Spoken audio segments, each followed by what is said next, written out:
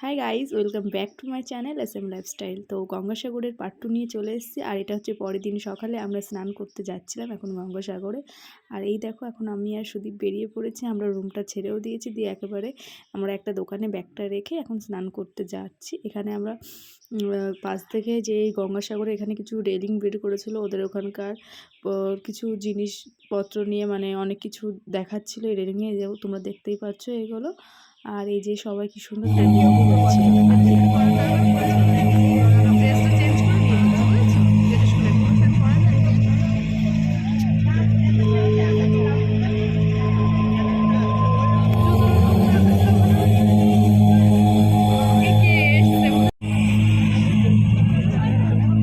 এখানে এত পরিমাণে ভিড় যে কেউ যদি হারিয়েও যায় খুঁজে পাবো না, তাই না বলো? কিন্তু আমরা যেখানে রয়েছে সেখানে ফাঁকা কেন?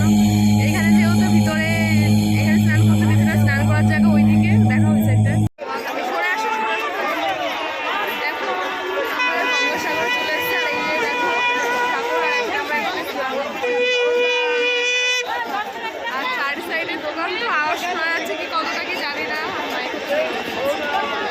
প্রচণ্ড ভিড়, প্রচণ্ড।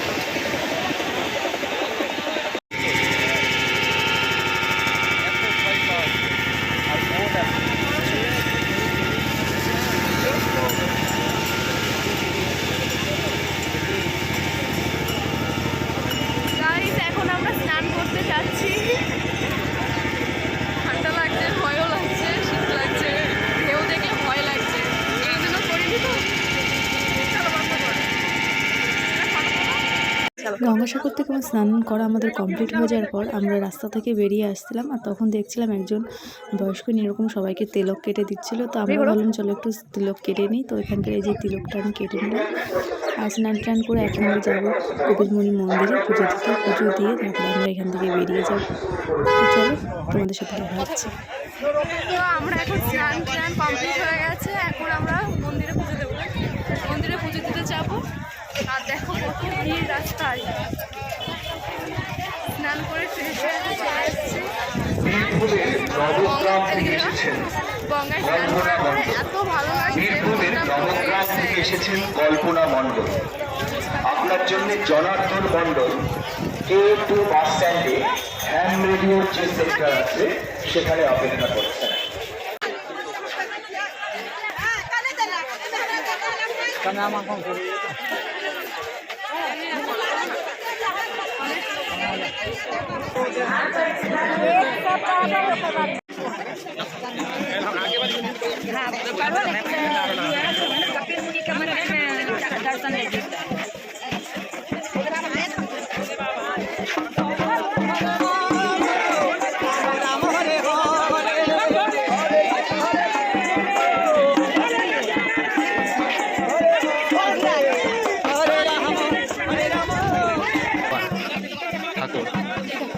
সাগর রাজা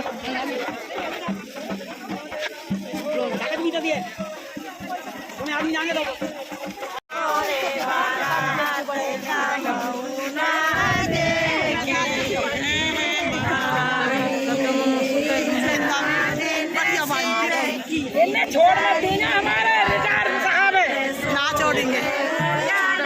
लोग दर्शन ना करा दो आए हुए भी आगे आए हमारा अभी साढ़े आगे आगे आगे चले ठीक करते पारबी ना।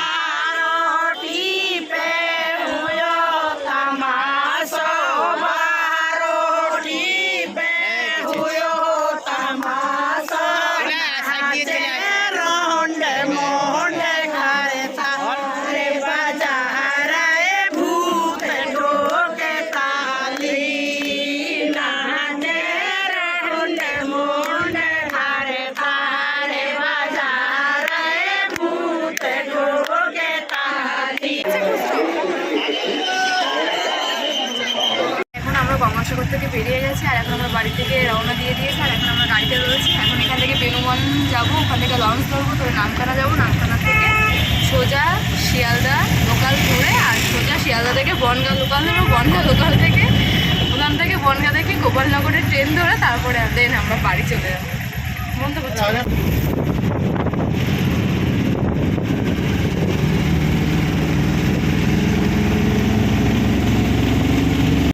বেশি ভাড়া হয়ে গেল।